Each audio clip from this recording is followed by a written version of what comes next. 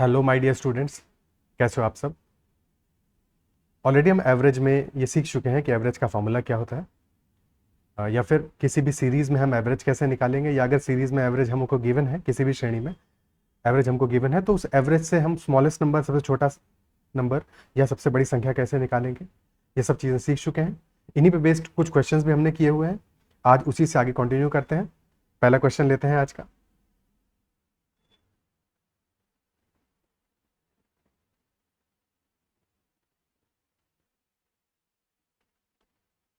सवाल कह रहा है the average of the largest and the smallest three digit number formed by 0, 2 and 4 would be.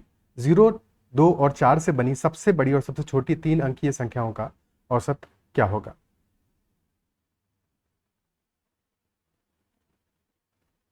एक चीज जो इस क्वेश्चन में मेंशन नहीं है कि 0, 2 और 4 तीनों को ही हमें इस्तेमाल करना है और उनसे 3 डिजिट का नंबर बनाना है। ठीक है, यहाँ पे ऐसा नहीं होगा कि आप तीनों एक ही डिजिट को 3 बार यूज कर लो। एक डिजिट एक बार ही यूज होगी। 0, 2 और 4 से हमें एक 3 डिजिट का नंबर बनाना है। सबसे छोटी संख्या क्या बन सकती है, क्योंकि क्वेश्चन स्पेसिफिकली कह रहा है कि हमारा जो नंबर है वो एक 3 डिजिट नंबर होना चाहिए। और अगर नंबर को 3 डिजिट नंबर होना है तो फिर ऐसा नहीं कह सकते हम कि 024 हमारी स्मॉलेस्ट नंबर होगी, क्योंकि ये तो 2 डिजिट का नंबर हो जाएगा, तो ये तो 3 डिजिट होगा नहीं। तो अगर स्मॉलेस्ट 3 डिजिट नंबर बनाना है तो सबसे पहले हमें 100 वाले प्लेस पे 2 रखना पड़ेगा, फिर 0 रखेंगे, फिर 4 रखेंगे, तो ये स्मॉलेस्ट बनेगा हमारा नंबर, सबसे छोटी संख्या। और जब हमें ऐसा लार्जेस्ट नंबर बनाना है तो उसमें सबसे बड़ी संख्या सबसे पहले आनी चाहिए, यानी सबसे लेफ्ट में आनी चाहिए, और सबसे छोटी संख्या सबसे राइट में, यानी कि 420। ये हमारी लार्जेस्ट नंबर बनेगा। दोनों का सम कितना हो जाएगा, 4 2 624। सम 624 है, और क्योंकि क्वेश्चन में सम नहीं पूछा है, एवरेज पूछा है, तो एवरेज आ जाएगा 624/2, यानी कि 312। ये हमारा इस क्वेश्चन का आंसर हो जाएगा। क्या ये बात क्लियर है? ओके, फिर से एक बार ये चीज रिपीट कर देता हूँ। लेटेस्ट से हमारी संख्याएं होती 3, 7 और 0। तो स्मॉलेस्ट नंबर क्या होता है हमारा? स्मॉलेस्ट नंबर के लिए हमें सबसे छोटी संख्या सबसे लेफ्ट में रखनी है, लेकिन क्योंकि 0 को लेफ्ट में रखते ही हमारा जो नंबर बनेगा 037, ये 3 डिजिट का नहीं रह जाएगा, तो 0 और 3 को हम इंटरचेंज करेंगे, यानी कि 307 हमारा स्मॉलेस्ट नंबर होगा। और लार्जेस्ट के लिए जो सबसे बड़ी संख्या है वो सबसे लेफ्ट में आएगी, क्योंकि जितना हम लेफ्ट में जाएंगे उतना ही स्थानीय मान या प्लेस वैल्यू हमारा बढ़ेगा, तो 730 हमारा लार्जेस्ट नंबर होगा। क्लियर है? आगे बढ़ते हैं, नेक्स्ट क्वेश्चन करते हैं। अगला सवाल कह रहा है लगातार हमें 8 संख्याएं दी हुई हैं, 8 कॉन्सेक्यूटिव नंबर्स आर गिवन, यदि ठीक बीच में आने वाली 2 संख्याओं का औसत 6 है, if the average of the 2 numbers that appear right in the middle is 6, then the sum of the 8 given values is what. तो ठीक बीच में आने वाली जो 2 संख्याएं हैं उनका औसत हमको 6 गिवन है, क्योंकि 8 संख्याएं दी हुई हैं हमको, और उसके ठीक बीच की जो संख्या है उनका एवरेज हमको 6 गिवन है। तो हम जानते हैं कि अगर हमें एवरेज की बात करनी है और 8 हमारे कॉन्सेक्यूटिव नंबर्स हैं, तो जो ठीक बीच की संख्याओं का एवरेज होगा वही पूरी सीरीज का भी एवरेज होगा। पूरी सीरीज का एवरेज भी यही होगा 6। तो यानी कि सीरीज का एवरेज अगर हमारा 6 आ रहा है, तो सम क्या हो जाएगा 8 संख्याओं का? सम हो जाएगा average multiplied by total numbers, यानी कि 6 इंटू 8, 48। 48 इस क्वेश्चन का आंसर आ जाएगा। क्लियर है? ठीक बीच की संख्याएं ली हैं तब भी यही होगा।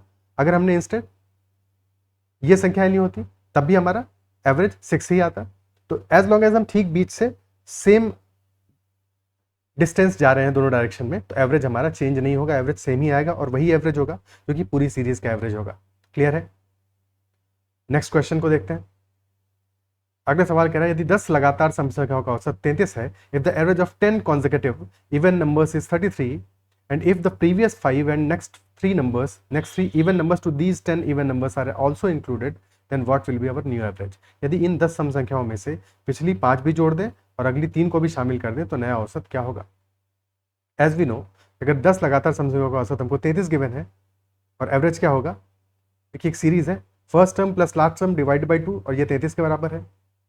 अब अगर हम 10 सम संख्याओं में पिछली 5 जोड़ रहे हैं, अगर हम पिछली 5 जोड़ रहे हैं, तो अगर ये हमारा a है सबसे छोटी संख्या, तो सबसे बड़ी संख्या l है, तो पिछली 5 जोड़ रहे हैं, तो जो सबसे पहली संख्या होगी जब हमने 5 संख्याएं जोड़ी होंगी तो कितना पीछे जाना पड़ेगा हमको, a-10,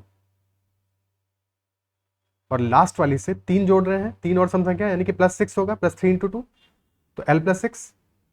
नई जो सीरीज बनेगी ये भी हमारी एक समांतर श्रेणी है, अरिथमेटिक प्रोग्रेशन ही तो है, और इसका पहला टर्म है a-10 और आखिरी टर्म है l+6, डिवाइड बाई 2 कर रहे हैं।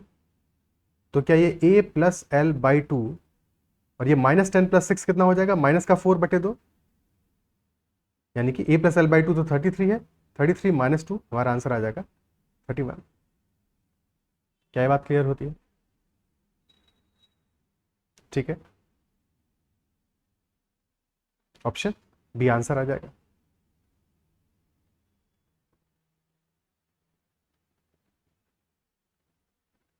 ठीक है, आगे बढ़ते हैं, अगला सवाल देखते हैं। नेक्स्ट क्वेश्चन कह रहा है average of x numbers is y and average of y numbers is x, then average of all the numbers taken together is what. x संख्याओं का औसत y गिवन है और y संख्याओं का औसत x है, तो सभी संख्याओं का औसत क्या होगा? एवरेज होता है हमारा sum of all values, sum of all observations divided by number of all values या नंबर ऑफ ऑब्जर्वेशंस। तो पहले वाले केस में हमारी x संख्या है और एवरेज आ रहा है y, तो सम हो जाएगा हमारा x इंटू वाई, सम हो जाएगा x इंटू वाई। और दूसरे वाले केस में y इंटू एक्स सम हो जाएगा, divided by number of values, पहले वाले केस में x है, दूसरे वाले केस में y है, तो ये हमारा एवरेज हो जाएगा x into y plus y into x divided by x plus y. X y ये भी है, एक्स वाई दूसरा भी है, तो 2xy upon x plus Y, ये हमारा आंसर हो जाएगा इस क्वेश्चन में स्ट्रेट अवे। क्या ये बात समझ में आती है? ठीक है, अगला सवाल लेते हैं। नेक्स्ट क्वेश्चन कह रहा है average of x numbers is y² and average of y numbers is x², तो एवरेज क्या होगा सारी की सारी संख्याओं का जब हम उनको साथ में ले रहे हैं। तो हर एक क्वेश्चन में पॉज करके खुद से अटेम्प्ट करने की कोशिश जरूर करनी है, उसके बाद में ही क्वेश्चन का सॉल्यूशन देखना है। तो इस बार हमारा क्या है, अगेन x नंबर्स है और y² एवरेज है, तो सम हो जाएगा x इंटू y²। सिमिलरली दूसरे केस में y नंबर्स है और सम है और एवरेज है x², तो सम हो जाएगा y into x² divided by, divide किससे करेंगे, क्योंकि पहले केस में x नंबर है दूसरे में y, तो x प्लस वाई से डिवाइड करेंगे, ये हमारा एवरेज का वैल्यू आ जाएगा। ऊपर हमारा xy² प्लस yx² है, तो यहाँ से xy को हम कॉमन ले सकते हैं और अंदर बच जाएगा y प्लस x और नीचे है x प्लस वाई, तो इस x प्लस वाई से x plus y cancel out हो जाएगा, बन जाएगा x इंटू वाई, और यही हमारा एवरेज हो जाएगा, यानी कि ऑप्शन सी हमारा इस क्वेश्चन में आंसर हो जाएगा। क्लियर है? कहीं कोई समस्या? आगे बढ़ते हैं, अगला क्वेश्चन अटेम्प्ट करते हैं। क्वेश्चन कह रहा है, ये बहुत ही अच्छा सवाल है, एक बहुत बेसिक क्वेश्चन है, बट ये एक ऐसा क्वेश्चन है जिसको आप अगर एग्जैक्टली इसी क्वेश्चन को, क्योंकि ये क्वेश्चन कई एग्जाम्स में आ चुका है, कई बार आ चुका है, एग्जैक्टली इसी लैंग्वेज में आ चुका है, ABCD, EFG JKLMN एग्जैक्टली इसी लैंग्वेज में आया है, और इस क्वेश्चन का सॉल्यूशन भी आपको बहुत जगहों पे गलत मिलेगा। आई डोंट नो कि क्यों गलत सॉल्यूशन इस क्वेश्चन का दिया हुआ है। कॉन्सेप्चुअली इस क्वेश्चन में बहुत फंडामेंटल एरर कई जगह पे आपको दिखेगा। देखो क्वेश्चन ये कह रहा है कि ABCD, EFG ये कॉन्सेक्यूटिव इवन नंबर्स हैं हमारे,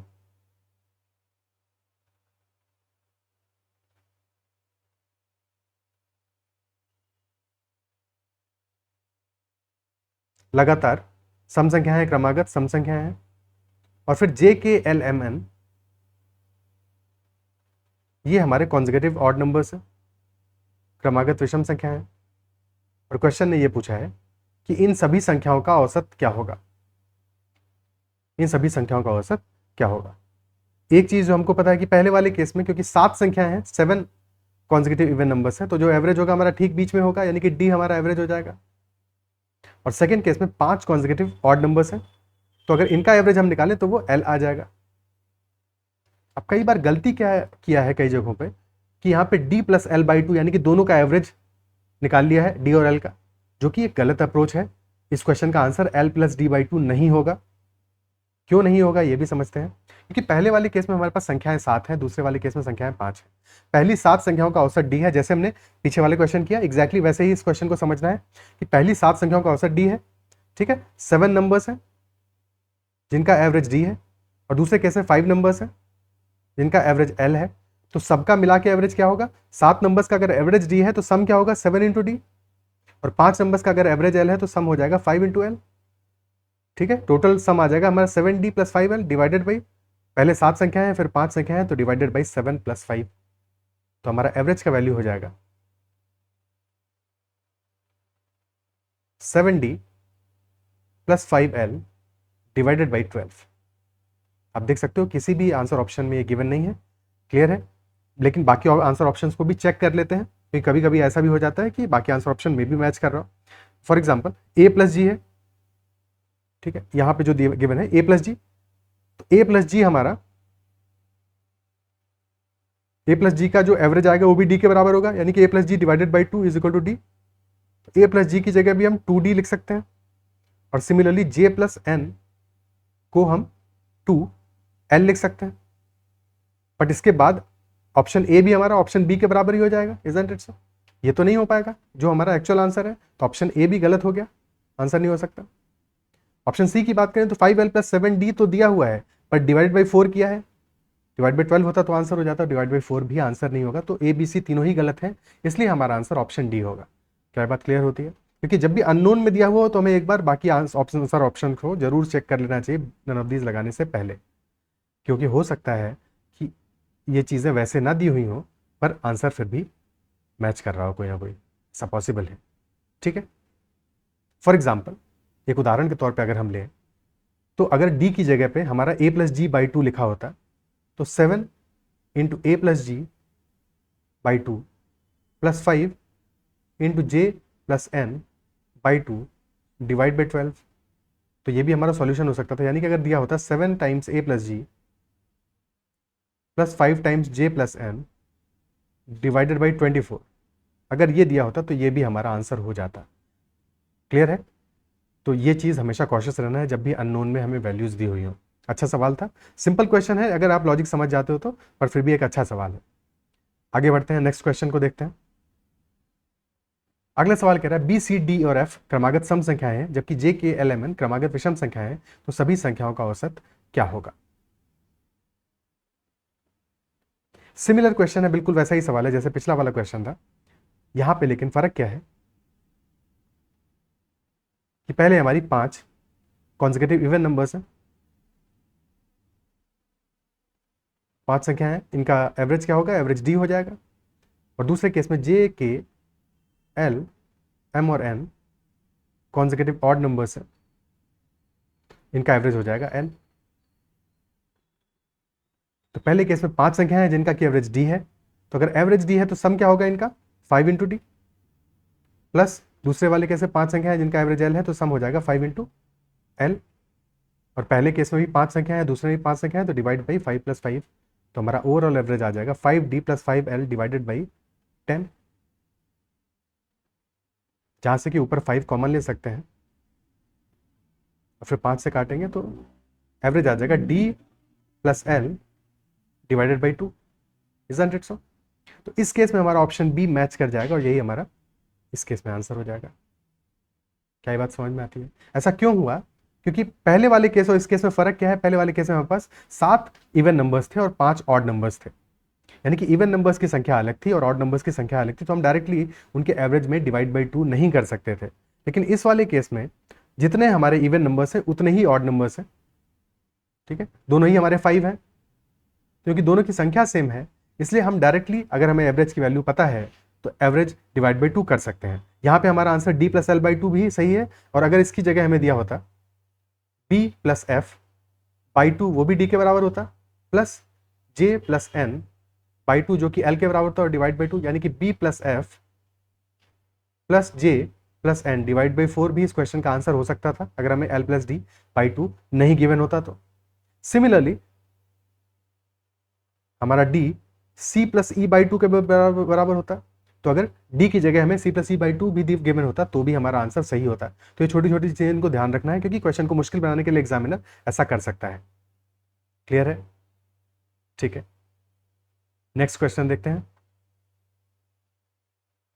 अगला सवाल कह रहा है यदि ए बी सी डी ई 5 क्रमागत विषम संख्याएं हैं तो उनका औसत क्या होगा? As we know 5 consecutive odd numbers हैं, ए बी सी, पॉज करके खुद से सबसे पहले सॉल्व करना है, ठीक। 5 कॉन्जिक्यूटिव ऑड नंबर्स हैं, तो सी तो इनका एवरेज हो जाएगा, बट सी तो कहीं ऑप्शन में दिया नहीं हुआ है। सी के अलावा और क्या क्या एवरेज हो सकता है, first term plus last term by 2, यानी कि ए प्लस ई बाई 2 भी इनका एवरेज होगा, और similarly b plus d by 2 भी इनका एवरेज होगा। लेकिन ना तो ए प्लस ई बाई 2 कहीं पे गिवन है, ना ही बी प्लस डी बाई 2 कहीं पे गिवन है, तो ऑप्शन ए तो आंसर नहीं हो सकता, बी बिल्कुल भी नहीं हो सकता, क्योंकि a b c d multiply किया हुआ है, ठीक है। अगर अगर मल्टीप्लाई की बजाय ऐड किया होता और डिवाइड बाई 5 करते तो डेफिनेटली आंसर हो जाता, पर मल्टीप्लाई किया हुआ है, कोई सेंस नहीं बनता। सी में ऐड तो किया है लेकिन डिवाइड बाई 2 किया है, जबकि डिवाइड बाई 5 करते तो आंसर होता, तो सी भी हमारा आंसर ऑप्शन नहीं होगा। पर दिख तो डी भी नहीं रहा है आंसर ऑप्शन, क्या करेंगे यहाँ पे, तो डी में हमें गिवन है ए माइनस बी, एक बार डी को ध्यान से देखना पड़ेगा, A minus B plus C plus E minus D, क्योंकि इन तीनों में से कोई भी एक हमें मिल जाएगा तो आंसर हो जाएगा वो हमारा, ठीक है। ए माइनस बी की वैल्यू क्या होगी, क्योंकि कॉन्जिक्यूटिव ऑड नंबर्स हैं, ए में से बी घटाएंगे, ए छोटी संख्या है बी बड़ी संख्या है, तो ये तो -2 आएगा, और ई में से डी घटाएंगे तो ये +2 आएगा, -2 से +2 कैंसिल आउट हो जाएगा, तो ये हमारा सी के बराबर हो जाएगा। Isn't it so? क्या बात समझ में आती है? ठीक है, क्लियर है? कहीं कोई समस्या? या फिर अगर हम ऐसे देखते कि ए माइनस बी प्लस सी है, यानी ए प्लस सी minus B plus E minus D, तो सी माइनस बी भी हमारा +2 है और ई माइनस डी भी +2 है, यानी कि ए +4 हो जा रहा है। और क्या सी हमारा ए +4 नहीं है भाई, ए में 2 जोड़ेंगे तो बी आएगा, 2 और जोड़ेंगे तो सी आएगा, तो सी इज इक्वल टू ए +4, यानी कि ये भी हमारा, चाहे आप जिस भी तरह से देख लो, और आंसर आपका मैच करना चाहिए, वो इंपॉर्टेंट है। ये बस मल्टीपल तरीके इसलिए बता रहा हूँ ताकि आप जिस भी तरह से समझना शुरू करो आप कंफ्यूज नहीं हो, कोई भी तरीका गलत नहीं है, सारे तरीके सही हैं, एज लॉन्ग एज आप अपने आंसर तक पहुंच रहे हो। क्लियर है? नेक्स्ट क्वेश्चन देखते हैं। अगला सवाल कह रहा है, यदि if the average of x and 1/x is equal to m, जहां पे कि x नॉन जीरो है, क्योंकि अगर x जीरो हो जाएगा तो 1/0 आ जाएगा, जो कि इंडिटरमिनेट फॉर्म है। तो अगर 1x और 1/x का एवरेज m गिवन है हमें क्वेश्चन में, यानी कि x plus 1/x and this divided by 2, अगर ये इक्वल टू m है, यानी कि x प्लस 1/x हमारा 2m के बराबर है, तो क्वेश्चन पूछ रहा है कि x स्क्वायर और 1/x स्क्वायर का एवरेज क्या होगा। तो जैसे ही हमको ये इक्वेशन मिल गई कि x प्लस 1/x हमारा 2m के बराबर है, तो हम इक्वेशन को स्क्वायर कर देते हैं दोनों साइड से। स्क्वायर करेंगे तो ये क्या हो जाएगा, x प्लस 1/x का होल स्क्वायर, यानी कि x square plus 1/x square plus 2ab, यानी 2 इंटू एक्स इंटू 1/x, और ये हो जाएगा बराबर 4m स्क्वायर के। क्लियर है? और x इंटू 1/x से क्या है, x और x कैंसिल आउट हो जाएगा, तो 2 ही बच जाएगा, तो x square plus 1/x square हमारा बराबर हो जाएगा 4m स्क्वायर -2 के, लेकिन हमको सम नहीं निकालना है, हमको निकालना है एवरेज, यानी कि x square plus 1/x square divided by 2 निकालना है, तो दोनों साइड में 2 से डिवाइड कर देंगे तो उस राइट हैंड साइड में हो जाएगा 2m स्क्वायर -1, और यही हमारा आंसर हो जाएगा ऑप्शन सी। क्लियर होती है बात? ठीक है, तो इस क्वेश्चन में आंसर हो जाएगा 2m स्क्वायर -1। आगे बढ़ते हैं, नेक्स्ट क्वेश्चन देखते हैं। अगला सवाल कह रहा है, average of 6 natural numbers is 25, 6 प्राकृतिक संख्याओं का औसत 25 है। The first number is increased by 2, second one is increased by 4, the third one is increased by 8 and so on. पहली संख्या में हमने 2 की वृद्धि की, दूसरी में 4 की वृद्धि की, तीसरी में 8 की वृद्धि की, और चौथी में 16 की करेंगे, और इस तरह से आगे की संख्याओं को बढ़ाएंगे। तो अब जो नई संख्याएं हमें मिली हैं उनका औसत क्या होगा। ऑलरेडी हमें गिवन है कि जो 6 नेचुरल नंबर्स हमें गिवन है वो क्रमागत तो नहीं दिया है कहीं पे भी, तो ये कोई भी 6 नेचुरल नंबर्स है जिनका कि एवरेज आ रहा है 25। ठीक है, अब इंस्टेड ऑफ, क्योंकि ये संख्या हमें पता नहीं है, ठीक है, और ना पता करने की जरूरत है, हमको ये पता है कि इनका जो ऑलरेडी एवरेज था वो 25 था। अब इनमें से हर संख्या में अलग अलग संख्या से हम वृद्धि कर रहे हैं, तो अब नई संख्याओं का औसत पूछा है, तो नई संख्याओं का औसत निकालने के लिए हम क्या करेंगे, जो ऑलरेडी इनिशियल वैल्यूज हैं हमारी, जो नंबर्स दिए हुए हैं उनका एवरेज तो दिया ही है, जो नए नंबर्स ऐड किए हैं, न्यू नंबर्स एडेड,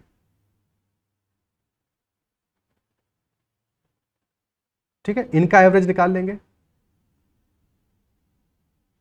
और उसका एवरेज ऑलरेडी जो हमारा एवरेज है उसमें जोड़ देंगे। जब हम इन दोनों को जोड़ देंगे तो हमें अपना आंसर मिल जाएगा। क्लियर है? पहली संख्या में वृद्धि हम कर रहे हैं 2 की, दूसरी संख्या में वृद्धि कर रहे हैं 4 की, तीसरी में करेंगे 8 की, तो हर बार क्या कर रहे हैं हम 2 से मल्टीप्लाई कर रहे हैं। चौथी संख्या में वृद्धि करेंगे 16 की, पांचवी में 32 की, और छठे में करेंगे फिर 64 की। तो टोटल इंक्रीज हमारा कितना हो जाएगा? 2 4, इन सबको जोड़ लेते हैं और जोड़ के इनका एवरेज निकल आएगा। 4 2 6, 8 6 14, 14 16 30, 62, 126। टोटल हमने 126 का इंक्रीज किया है 6 संख्याओं में, तो एवरेज इंक्रीज कितना हो जाएगा?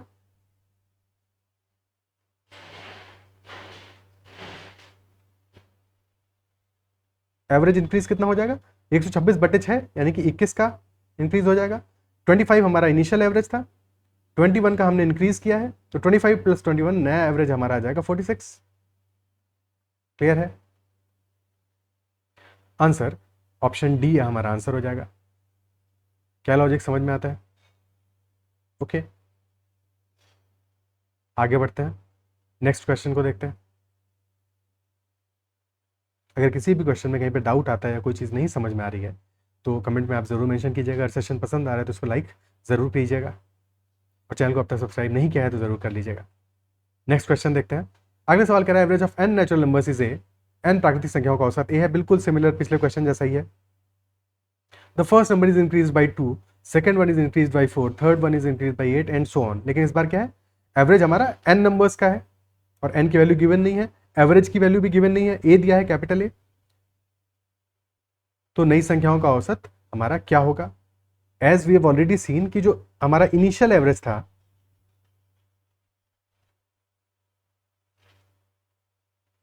उसमें अगर हम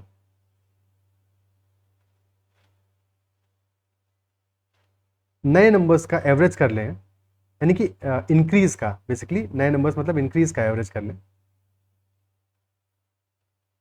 इंक्रीज ज़्यादा बेहतर टर्म हो जाएगा इंस्टेड ऑफ न्यू नंबर्स, क्योंकि न्यू नंबर्स को दूसरे रिस्पेक्ट में दिया हुआ है। तो एवरेज ऑफ इंक्रीज, तो ये हमारा हो जाएगा average of new numbers. Already initial average तो हमारा ए है, एवरेज ऑफ इंक्रीज निकालना है हमको।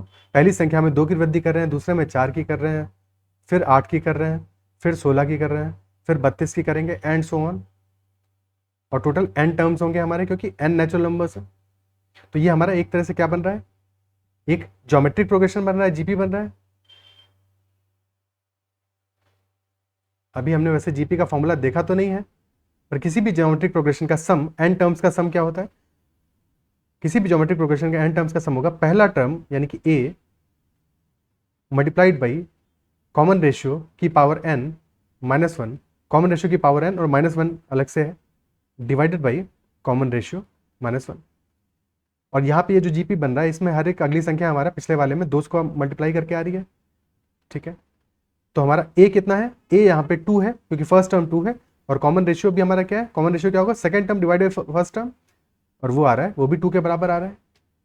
तो सम क्या आ जाएगा? सम आ जाएगा इन संख्याओं का 2 into 2 to the power n minus 1 divided by 2 minus 1, 2 minus 1 1 ही हो जाएगा, यानी कि 2 into 2 to the power n minus 1। ये सम आ जाएगा इन सारी संख्याओं का। क्लियर है? लेकिन हमें सम नहीं चाहिए, हमको चाहिए एवरेज। तो एवरेज के लिए हमें n से डिवाइड करना पड़ेगा। क्लियर है? तो इनिशियल एवरेज हमारा a है और इंक्रीज का एवरेज हो जाएगा 2 into 2 to the power n minus 1, ये तो सम है, डिवाइडेड बाई n, तो ये इंक्रीज का एवरेज हो गया। और ये हमारा पूरा का पूरा ओवरऑल ये जो वैल्यू है ये एवरेज ऑफ न्यू नंबर्स आ जाएगा। अच्छा सवाल, क्लियर होता है? ठीक है, इस क्वेश्चन का आंसर आ जाएगा ऑप्शन बी, ऑप्शन बी। ठीक है, आगे बढ़ते हैं, नेक्स्ट क्वेश्चन देखते हैं। अगला सवाल कह रहा है average of 3 to the power 30, 3 to the power 60 and 3 to the power 90 is what? 3 की घात 30, 3 की घात 60 और 3 की घात 90 का औसत क्या होगा? तीन संख्याएं हैं, तो तीनों का हम योग करेंगे, जोड़ेंगे तीनों को और फिर जोड़ के डिवाइड बाई 3 कर देंगे। तो 3 to power 30 plus 3 to power 60 plus 3 to power 90 divided by 3, यही हमारा एवरेज होगा। 3 to the power 30 में जब हम 3 डिवाइड करेंगे तो क्या आ जाएगा, ये हो जाएगा 3 की घात 30 माइनस 1। 3 की घात 60 में जब 3 डिवाइड करेंगे तो ये हो जाएगा 3 की घात 60 माइनस 1 प्लस 3 की घात 90 माइनस 1। भाई 3 की घात 30 डिवाइड बाई 3 आया, यानी 3 की पावर 1। तो जब इस पावर को हम ऊपर लेके जाएंगे तो ये हो जाएगा 3 की पावर 30 इंटू 3 की पावर -1। और पावर्स क्योंकि जुड़ती हैं तो ये हो जाएगा 3 की पावर 30 प्लस -1, इफेक्टिवली 3 की पावर 30 -1। क्लियर है? तो कोई कंफ्यूजन नहीं रहना चाहिए। ये हो जाएगा 3 की पावर 29 प्लस 3 की पावर 59 प्लस 3 की पावर 89। तो यही हमारा आंसर हो जाएगा 3 की घात 29 प्लस 3 की घात 59 प्लस 3 की घात 89। ऑप्शन सी हमारा इस क्वेश्चन में आंसर हो जाएगा। क्लियर? कोई समस्या? नेक्स्ट क्वेश्चन, अगला सवाल कह रहा है a man spends his 3 months income in 4 months time. एक आदमी अपनी 3 महीने की आय को 4 महीने में खर्च करता है। यदि उसकी मासिक आय 11,464 रुपए है तो उसकी वार्षिक बचत क्या होगी? 3 महीने की जो सैलरी है उसको स्पेंड्स इन 4 months टाइम। तो अगर 4 महीने में 3 महीने की सैलरी खर्च कर रहा है तो 1 महीने में स्पेंड कितना होगा? एक्सपेंडिचर इन 1 month कितना होगा?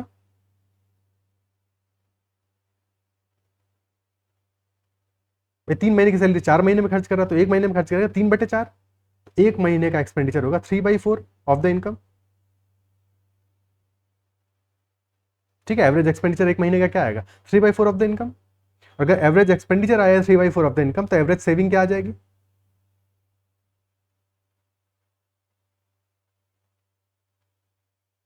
एवरेज सेविंग आ जाएगी 1 महीने की 1 - 1/4 total income minus total expenditure 1 - 3/4 यानी कि 1/4 ऑफ इनकम।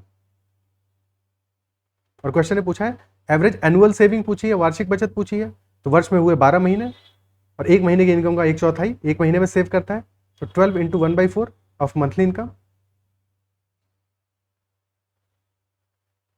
यानी कि 3 टाइम्स ऑफ मंथली इनकम, ये इसका एनुअल सेविंग्स होगा। और मंथली इनकम है 11,464 यानी 3 इंटू 11464, ये हमारा आंसर हो जाएगा। 3 चौको 12, 1 बचा, 18 1 19, 9 बचा, 12 1 3, तो 34,392 रुपए ये उसका एनुअल सेविंग्स हो गया। क्या ये बात समझ में आती है? ठीक है, क्लियर है?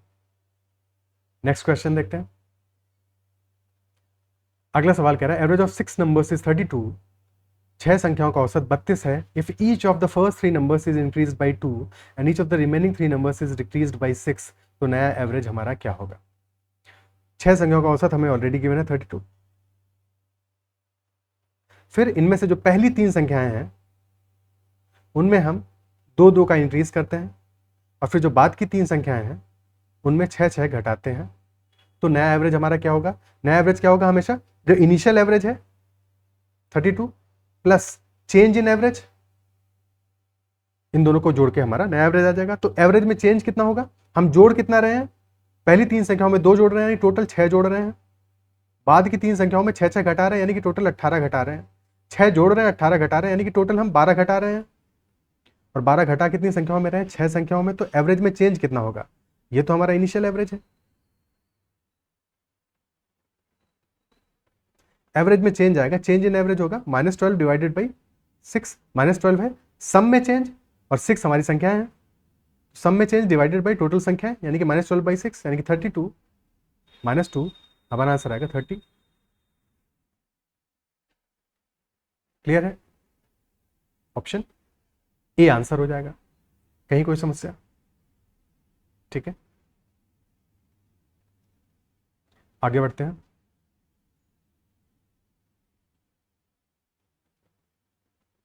नेक्स्ट क्वेश्चन कह रहा है average of first 3 numbers is double of the fourth number. If the average of all the 4 numbers is 12 then find the fourth number. तो पहले 3 संख्याओं का जो एवरेज है वो चौथी संख्या का डबल है। अगर चारों संख्याओं का एवरेज हमारा 12 आ रहा है तो चौथी संख्या हमारी क्या होगी? चौथी संख्या को अगर हम 1 यूनिट मान लें तो पहली 3 संख्याओं का जो एवरेज है वो कितना है, डबल है इसका। अगर फोर्थ नंबर हमारा 1 यूनिट है तो पहली 3 संख्याओं का एवरेज क्या होगा, average of first 3 numbers,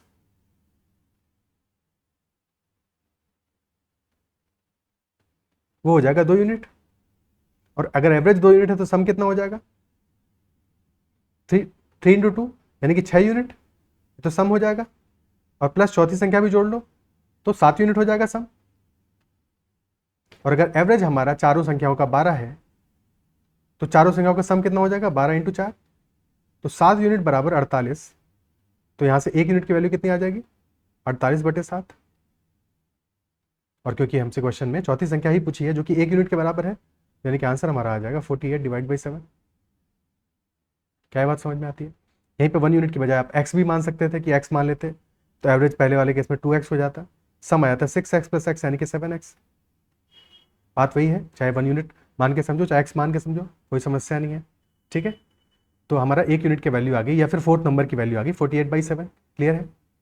okay, next question देखते हैं। अगली संख्या करिए 5 संख्याओं का औसत 26.4 है, जबकि पहली संख्या जो है वो शेष 4 संख्याओं का 1/5 है, कि योग का 1/5 है, 1/5 है। बची हुई 4 संख्याओं के सम का 1/5 है पहली संख्या, यानी कि अगर पहली संख्या हमारी 1 यूनिट है तो बची हुई जो 4 संख्याएं हैं, लास्ट 4 नंबर्स जो हमारे हैं, क्योंकि ये उनका 1/5 है, तो बची हुई 4 संख्याओं का योग कितना होगा, 5 यूनिट। तो यहां से 1 + 5 यानी कि 6 यूनिट की वैल्यू कितनी आ जाएगी, 5 संख्याओं का औसत दिया है 26.4, तो योग हो जाएगा 26.4 × 5। ठीक है, तो 1 यूनिट की वैल्यू क्या आ जाएगी, 26.4 × 5/6। अब 6 से अगर डिवाइड करेंगे 26.4 को, 6 चौको 24, फिर बचा है 2 दशमलव लगाया 24 हो गया, तो 4.4 × 5 ये वैल्यू आ जाएगी 22। हमारा इस क्वेश्चन में आंसर हो जाएगा, क्योंकि पहली संख्या ही पूछी गई है, पहली संख्या हमारा 22 के बराबर होगी। क्लियर है? ठीक है, आगे बढ़ते हैं। नेक्स्ट क्वेश्चन, अगला सवाल कह रहा है 3 लगातार विषम संख्याओं का औसत इनमें से सबसे बड़ी संख्या के 1/3 से 52 अधिक है। थोड़ा सा लैंग्वेज को मुश्किल करने की कोशिश की गई है। The average of 3 consecutive odd numbers is 52 more than 1/3 of the largest of these numbers. So what is the smallest of these numbers? इनमें से सबसे छोटी संख्या कौन सी है? अब देखो, ऐसे किसी क्वेश्चन में हम किसी भी वैल्यू से स्टार्ट कर सकते हैं, यानी कि पहली संख्या को x मान लें या आखिरी संख्या को x मान लें। लेकिन एडवाइजेबल क्या होगा, देखो मैं आपको ये सलाह दूंगा कि क्वेश्चन की लास्ट लाइन जो कह रही है, आखिरी लाइन क्या कह रही है, what is the smallest of these numbers, जो आंसर में पूछा गया है आप उसी को हमेशा मानो। इसलिए क्योंकि कई बार क्वेश्चन में होता क्या है, फॉर एग्जांपल आपने लार्जेस्ट संख्या को x मान लिया, ठीक है, तो गड़बड़ी क्या हुई, क्योंकि स्मॉलेस्ट नंबर पूछा गया है, तो हो सकता है आप x की वैल्यू निकाल लो, और क्योंकि x की वैल्यू बहुत संभावना है कि एग्जामिनर ऑप्शन में जरूर देगा कंफ्यूज करने के लिए, लार्जेस्ट वाली वैल्यू को भी जरूर देगा, तो आप उसी को टिक करके चले और आपका क्वेश्चन गलत हो जाए। तो ऐसे किसी भी क्वेश्चन में अगर पॉसिबल है, तो कई बार नहीं होगा, पर अगर पॉसिबल है तो जो हमें आंसर निकालना है उसी को आप अननोन मानो, उसी को अपना स्टार्टिंग अननोन मानो। तो सबसे छोटी संख्या पूछी है, सबसे छोटी संख्या हम मान लेते हैं x।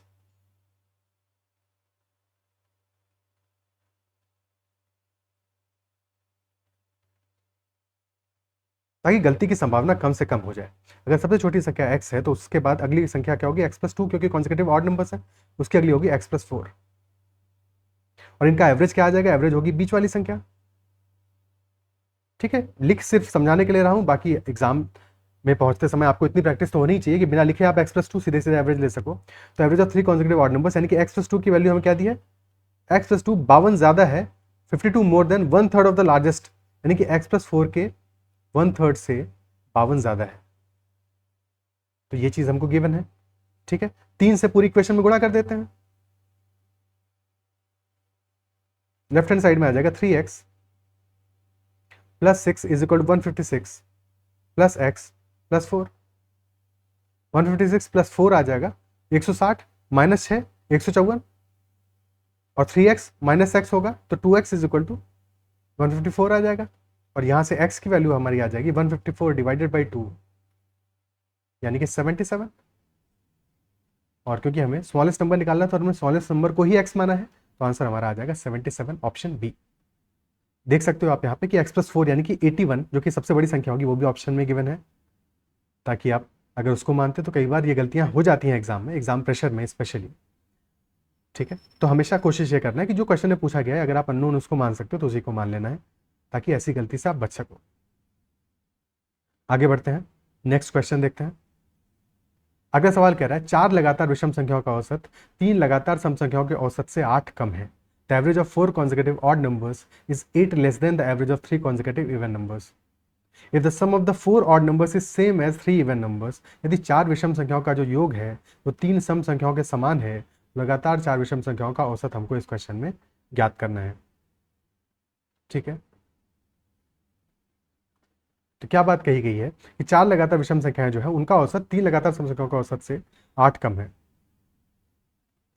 तो अगर हम 4 लगातार विषम संख्याओं का औसत जो हमें निकालना है उसको x मान लें, 4 consecutive odd numbers का ये एवरेज है x, और हमें पता है कि ये जो एवरेज है ये 3 लगातार सम संख्याओं का औसत से 8 कम है, यानी कि 3 लगातार सम संख्याओं का औसत इससे 8 ज्यादा होना चाहिए, x+8 होना चाहिए। ये एवरेज है 3 consecutive इवन नंबर्स का। तो एवरेज तो आ गया x और x+8। क्वेश्चन क्या कह रहा है, 4 विषम संख्याओं का जो योग है, यानी कि योग कितना होगा, एवरेज अगर x है, 4 संख्याएं हैं तो योग हो जाएगा 4x, और यहां पे योग कितना आ जाएगा, 3 संख्याएं हैं तो 3 इंटू x+8, और ये दोनों बराबर है। 4x is equal to 3x+8, यानी कि 4x बराबर 3x प्लस 24। 4x में से 3x घटा दोगे तो x इज इक्वल टू 24 आ जाएगा, और क्वेश्चन में क्या निकालना है हमें, x ही तो निकालना था, तो x की वैल्यू आ गई 24, यानी कि 4 कॉन्सेक्यूटिव ऑड नंबर्स का जो एवरेज है वो 24 होगा। अगर हमें इवन नंबर्स का एवरेज निकालना था तो होता है x+8, यानी कि 24 + 8 32। क्लियर है, लेकिन क्योंकि ऑड नंबर्स का एवरेज निकालना है तो 24 हमारा आंसर होगा। क्लियर है, ठीक है, समझ में आती है बात। आगे बढ़ते हैं, नेक्स्ट क्वेश्चन कह रहा है if the average of 10 consecutive odd numbers is 60 then what is the average of 3 largest numbers among these and the numbers 44 and 60। अगर 10 consecutive odd numbers का एवरेज हमारा 60 आ रहा है तो हमें निकालना है एवरेज इनमें से 3 सबसे बड़ी संख्याओं का और 44 का और 60 का। 10 consecutive odd numbers का एवरेज 60 आ रहा है, यानी कि 60 बीच में लाई करेगा, 10 consecutive odd numbers है तो डिफरेंस कितना होगा उनमें, पहली और आखिरी संख्या के बीच का डिफरेंस कितना होगा, 9 इंटू 2 का, 10 - 1 इंटू 2 का, इजंट इट सो। क्या ये बात पहले 2 सेशन से रिकॉल कर पा रहे हो, तो 18 का डिफरेंस होगा। 18 को 2 पार्ट में डिवाइड करें, 60 में अगर हम 9 घटाएंगे तो सबसे छोटी संख्या मिलेगी जो कि होगी 51, और 60 में अगर 9 जोड़ेंगे तो सबसे बड़ी संख्या मिलेगी जो कि होगी 69। हमें क्या चाहिए, एवरेज ऑफ 3 लार्जेस्ट नंबर्स, तो सबसे बड़ी संख्या है 69, फिर होगी 67, फिर होगी 65 और 44 और 60। इन 5 संख्याओं का हमको एवरेज लेना है, इनका एवरेज लेना है। एक तरीका तो ये हो गया कि हम इनको ऐड कर लें, 65 + 67 + 69 + 44 + 60, क्योंकि 65 67 69 का एवरेज तो 67 ही है, तो 67 इंटू 3 ये कितना आ जाएगा, 180 + 21 201 + 44 + 60, क्योंकि सिंपल संख्या है तो ऐसे भी कर सकते हो। तो ये सम हमारा कितना आ गया, 201 + 104 यानी कि 305, और संख्या है 5 तो 305/5 यानी कि एवरेज हमारा आ जाएगा 61, ऑप्शन बी। क्लियर है, अदरवाइज डेविएशन मेथड से भी हम इसको कर सकते थे। डेविएशन मेथड से कैसे करते हैं, हम इनमें से किसी एक संख्या को अपना एवरेज मान लेते। लेट अस से हमने 60 को अपना एवरेज मान लिया कि 60 हमारा एवरेज है। आप देख लेते हैं सारी संख्याओं का 60 से डेविएशन कितना है, 65 60 से 5 ज़्यादा है, 67 7 ज़्यादा है, 69 9 ज़्यादा है, और 44 16 कम है, यानी कि कुल मिला के ज़्यादा कितना हुआ, 9 7 16, प्लस में 16 आ गया, प्लस 16 माइनस 16 को कैंसिल आउट कर दिया, यानी कि 5 ज़्यादा है कुल मिला के 60 से। 60 प्लस 5 ज़्यादा है लेकिन संख्याएं भी 5 है तो 5 डिवाइड करेंगे 5 से, इंक्रीज हुआ है 5 का, और डिवाइड करेंगे 5 से, 60 + 5 + 5 यानी कि 61 हमारा एवरेज हो जाएगा। डिविजन मेथड से निकालेंगे।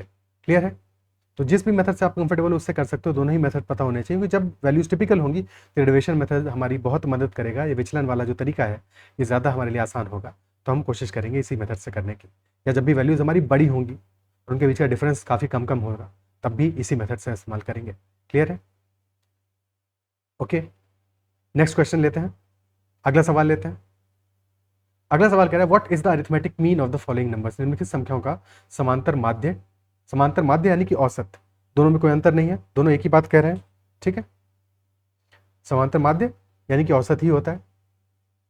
समांतर माध्य कहें या माध्य कहें या औसत कहें, कोई फर्क नहीं। अरिथमेटिक मीन, एवरेज एक ही बात है। संख्याएं क्या दी हैं? 1 2 2 3 3 3 4 4 4 4 5 5 5 5 5 6 6 6 6 6 6 7 7 7 7 7 7 7। बहुत ही बढ़िया और बहुत ही प्यारा सा सवाल है, ठीक है। एक हमको एक बार दिया है, दो दो बार दिया है, तीन तीन बार दिया है, चार चार बार दिया है, पाँच पाँच बार दिया है, छः छः बार दिया है, सात सात बार दिया है। और हमको पता है कि एवरेज हमारा होता है सम divided by number of values. तो यहाँ पे नंबर ऑफ वैल्यूज भी हमें जोड़नी पड़ेंगी और सम भी जोड़ना पड़ेगा, ठीक है। सबसे पहले नंबर ऑफ वैल्यूज निकाल लेते हैं क्योंकि वो भी यहाँ पे जोड़ना पड़ेगा। तो पहला एक हमारा एक बार आया है, दो दो बार आया है, तीन तीन बार आया है, चार चार बार, पाँच पाँच बार, छः छः बार और सात सात बार आया है। तो एक दो तीन चार पाँच छः सात का सम क्या होगा? एवरेज हुआ इनका 4 और संख्या है 7, तो 4 7 28 हो गया, ठीक है। या फिर 1+7/2 × 7, ठीक है। 28 हमारा सम आ गया। तो यहाँ से सम की वैल्यू तो मिल गई, यानी टोटल हमारी 28 संख्याएं हैं। अब सम नहीं, नंबर ऑफ वैल्यूज, ठीक है। एक सेकेंड, नंबर ऑफ वैल्यूज का सम निकाला है हमने। तो नंबर ऑफ वैल्यूज की वैल्यू तो यहां से मिल गई। अब सम निकालना है हमको। एक आया है एक बार, प्लस दो आया है दो बार, तो सम होगा 2 का 2 × 2। तीन आया है 3 बार, चार आया है 4 बार, पाँच 5 बार, छः 6 बार और सात 7 बार। यानी कि 1 square plus 2 square plus 3 square plus 4 square plus 5 square plus 6 square plus 7 square, squares का सम है 1 से लेकर 7 तक का। और हम जानते हैं कि जब भी हमें स्क्वायर्स का सम करना होगा तो फॉर्मूला क्या होता है उसका? जब स्क्वायर्स का सम करना हो तो n into n plus one into 2n+1 divided by 6। एक चीज जो याद रखनी है कि ये तभी अप्लाई होगा जबकि हम 1 स्क्वायर से स्टार्ट करें, ठीक है। अगर 3 स्क्वायर से स्टार्ट होता तो फिर ये फॉर्मूला अप्लाई नहीं होता। जब भी हम 1 square 2 square 3 square consecutive squares हैं और 1 स्क्वायर से स्टार्ट कर रहे हैं तभी ये फॉर्मूला अप्लाई होगा। तो इस यहाँ पे बस n = 7 पुट कर देंगे, सम आ जाएगा 7 इंटू 7+1 इंटू 14+1 डिवाइडेड बाई 6, यानी कि 7 × 8 × 15/6। 2 से काटेंगे 3 4 पंचे 20 सत्ते 140। तो सम हमारा आ गया 140 और नंबर ऑफ वैल्यूज है 28। तो यहां से एवरेज आ जाएगा हमारा 140 डिवाइडेड बाई 28 यानी कि 5। क्लियर है? ओके। और अगर कभी गलती की गुंजाइश हो, जैसे ऐसे क्वेश्चन में गलती ऐसा कर सकते हो कि 140 में सीधे 7 से डिवाइड कर दो, वैसे ऐसा करना नहीं चाहिए। पर अगर ऐसा होता है तो हमेशा ये चीज़ भी दिमाग में ज़रूर रहनी चाहिए कि जो भी हमारी एवरेज की वैल्यू आएगी वो हमेशा जो संख्याएं दी हुई हैं उनके बीच में ही आनी चाहिए, यानी कि 1 से छोटी नहीं हो सकती और 7 से बड़ी नहीं हो सकती। तो एवरेज हमारा 1 से 7 के बीच में ही आना चाहिए। Isn't it so? क्लियर है? यहाँ पे एवरेज की वैल्यू आ जा रही है 5। क्या ये बात समझ में आती है? ओके, नेक्स्ट क्वेश्चन पे चलते हैं। अगला सवाल कह रहा है the average of some consecutive natural numbers is 15 if 30 is added to the first number and 5 is subtracted from the last number, the average becomes 17.5। तो नंबर ऑफ नेचुरल नंबर्स कितना होगा, यानी कि ऐसी कितनी प्राकृतिक संख्याएं रही होंगी?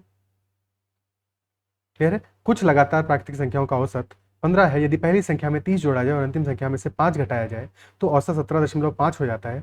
तो प्राकृतिक संख्याओं की संख्या क्या रही होगी? इस क्वेश्चन को आपको खुद से सॉल्व करना है और कमेंट में मेंशन करना है कि आंसर क्या होगा। नेक्स्ट सेशन में हम इसको डिस्कस करेंगे। क्लियर है?